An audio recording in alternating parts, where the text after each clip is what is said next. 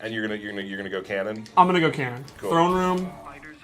I didn't pick throne room. That's okay.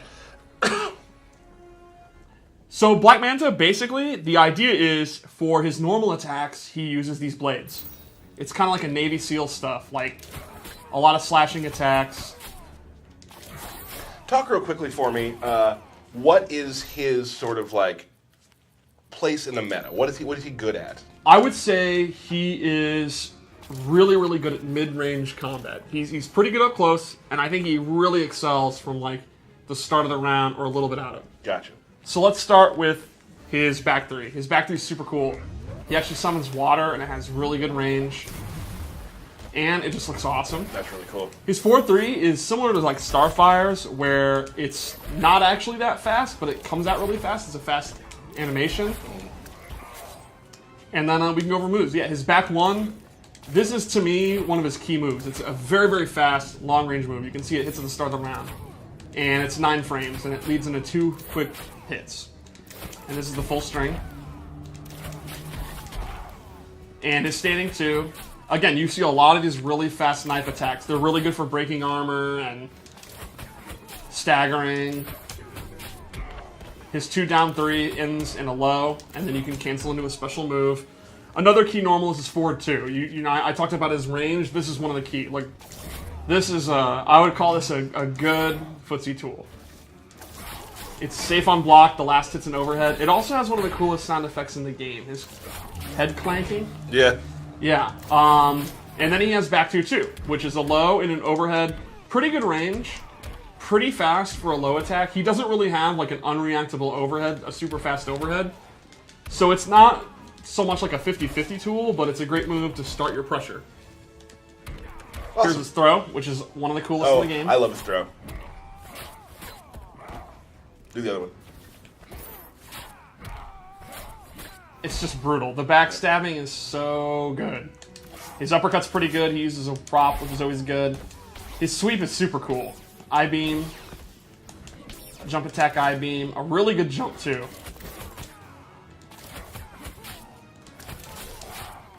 Alright, so special moves. So yeah, I would say...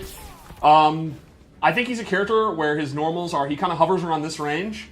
Looks for mistakes, whiff punishes, or just goes in and starts pressure with his special moves, which I'll show in a second. From a distance, it's all about this move, or jumping in, or dashing in.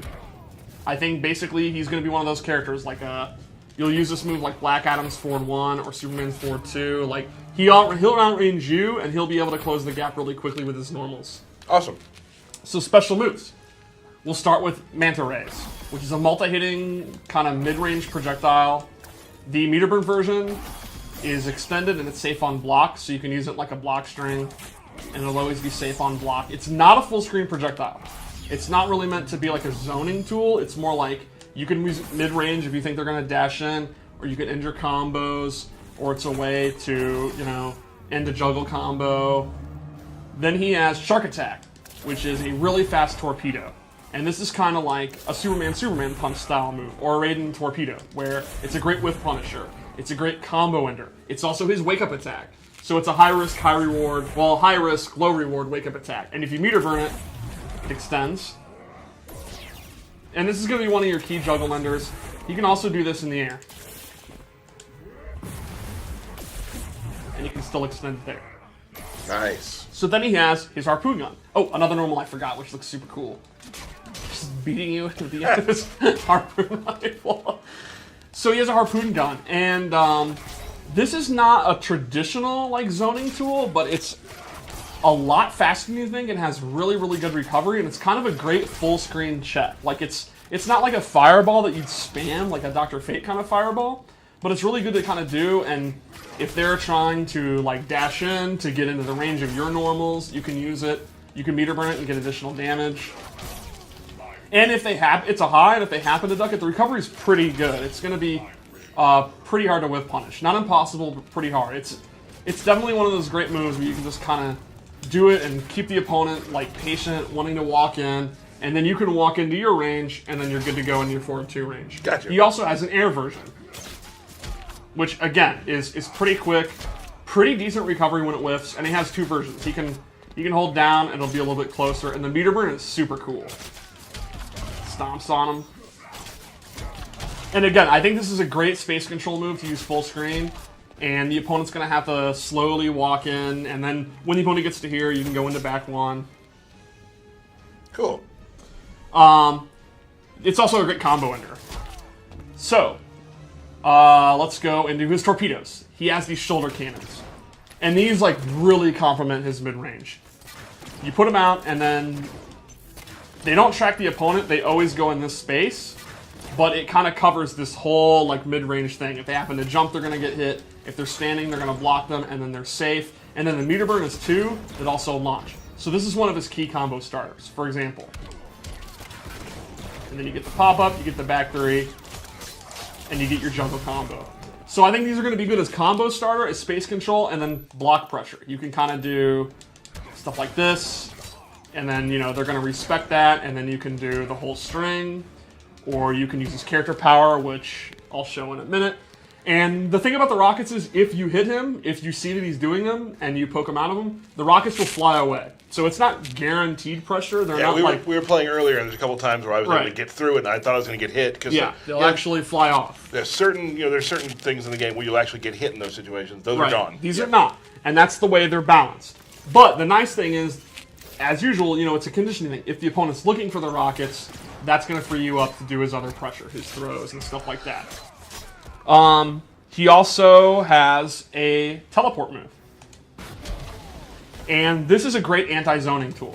So if you're struggling to get mid-range, you're struggling to get your harpoon game going, and the opponent's using fireballs against you, you can make a hard read and do a projectile. And if you meter burn it, you get an I-beam, and then you get a combo.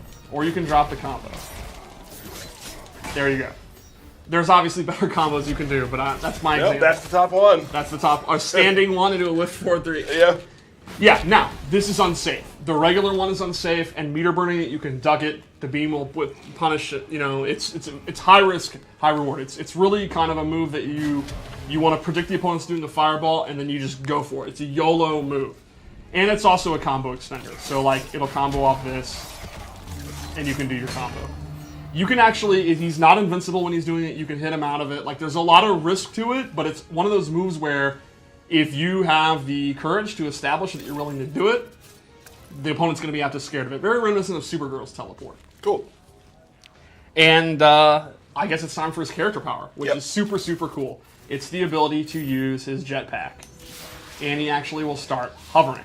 Now, this does not control like Hawkgirl's Flight or like Ermac's Levitate and MKX. You actually have to hold it down, and I'll turn the meter back on.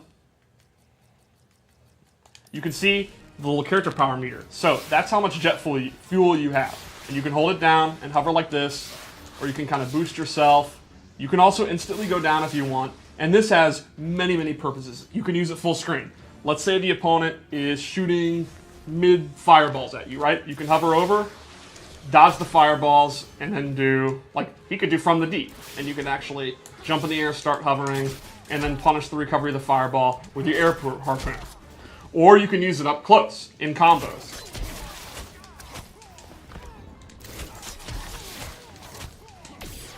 Or you can do cancels. Do one hit and then drop down and then continue your combo. You can also use it in your block pressure. Like, say you've done this enough and you've conditioned the opponent to respect it and they're kind of frozen up waiting for the rockets, you can start doing this and then go around.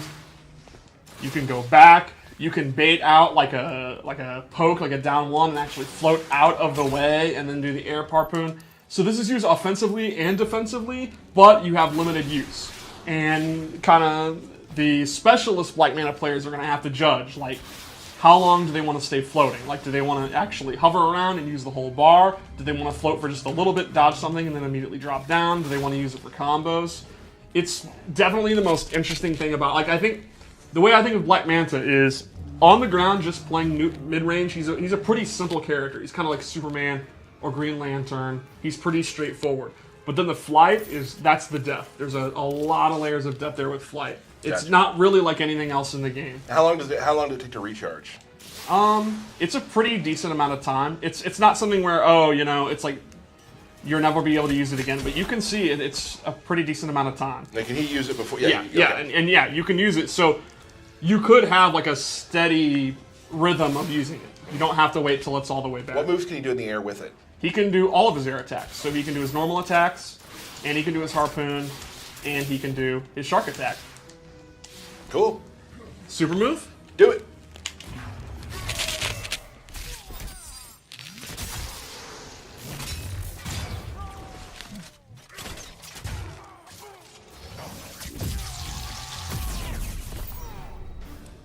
Kitchen sink stuff right there. Yeah, he pretty much uses all of his coolest tools in one big move. Right on. Cool. So yeah, I think Manta's going to appeal to people who want to outrange people. They want to outrange the other player, and they want to be able to deal with zoning, but they're not the type of player that wants to sit full screen and zone themselves. They want to get in, but they want to prevent the opponent from being able to get in. People are asking about the transition. Oh, the transition? Right.